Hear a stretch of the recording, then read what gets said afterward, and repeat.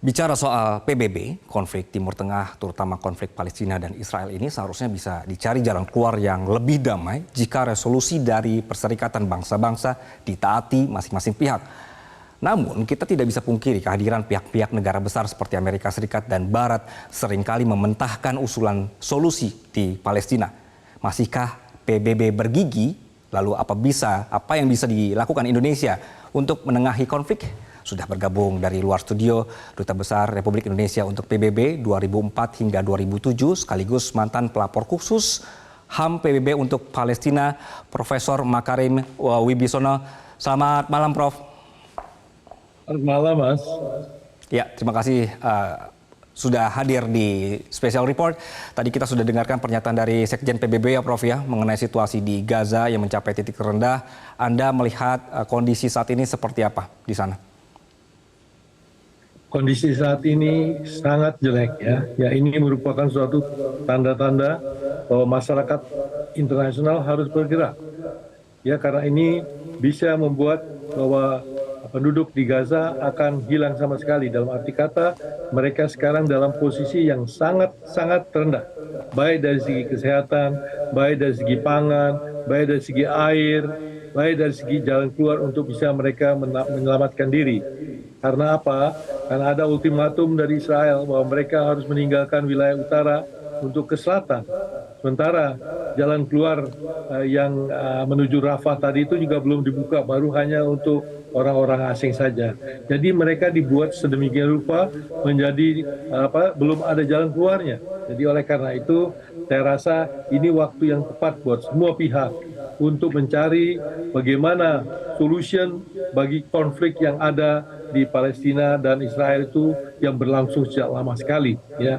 Nah, ini waktunya kita itu membuka jalan agar kita bisa mencapai sesuatu, agar bisa jadi pegangan untuk perdamaian dunia. Prof, bicara soal eksodus ya dan juga penyelamatan dari warga Gaza sendiri. Dari pengalaman Anda, ketika situasinya sudah seburuk ini, apakah mungkin kita melakukan intervensi humaniter, Prof?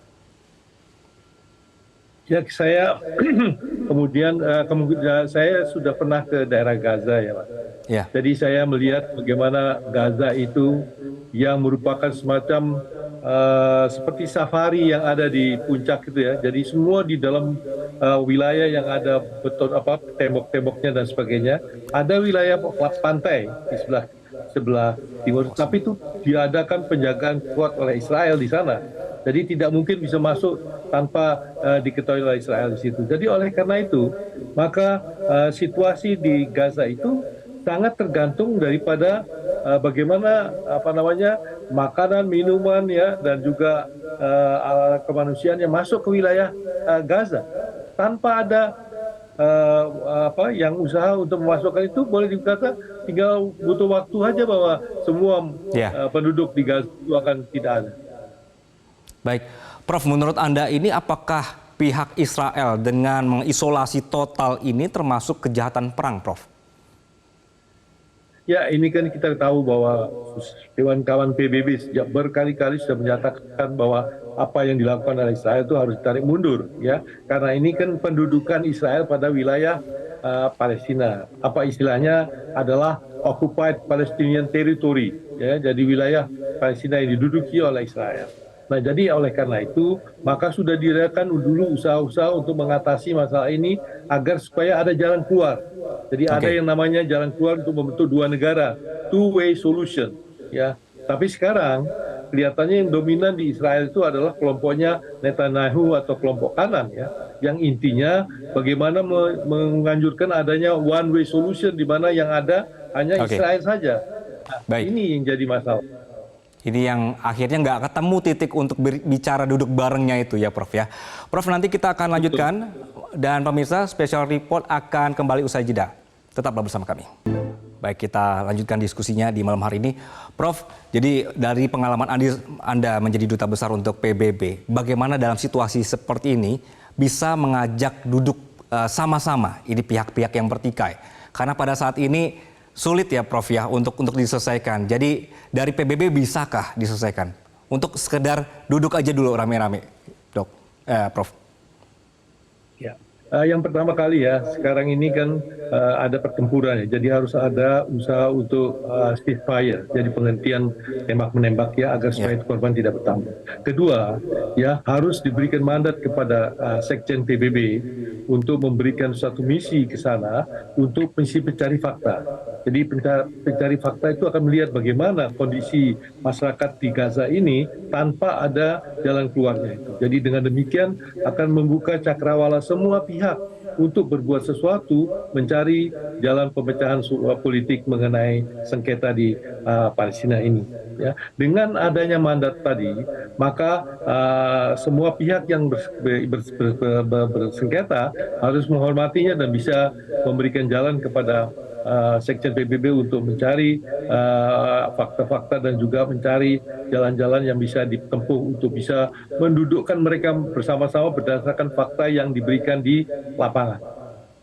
Oke, itu cukup kuat untuk menekan dua belah pihak untuk nurut dengan ceasefire, Prof? Situasi sekarang sedemikian parah, Pak. Kita masih ingat dulu bagaimana situasi di Afrika Selatan waktu apartheid ya berlangsung ya, di mana memisahkan dan kelompok hitam dengan sedemikian tidak berkemanusiaan. Tetapi justru ada masyarakat di negara-negara Barat yang berpikir bahwa ini waktunya untuk membantu mereka-mereka ini. Ya, kita sekarang sudah melihat bagaimana masyarakat di Amerika maupun juga di Eropa yang mulai membentuk pendapat untuk membantu masyarakat di Gaza tadi. Oke, apa yang bisa dilakukan atau ditawarkan Indonesia melalui wakil kita di PBB, Prof?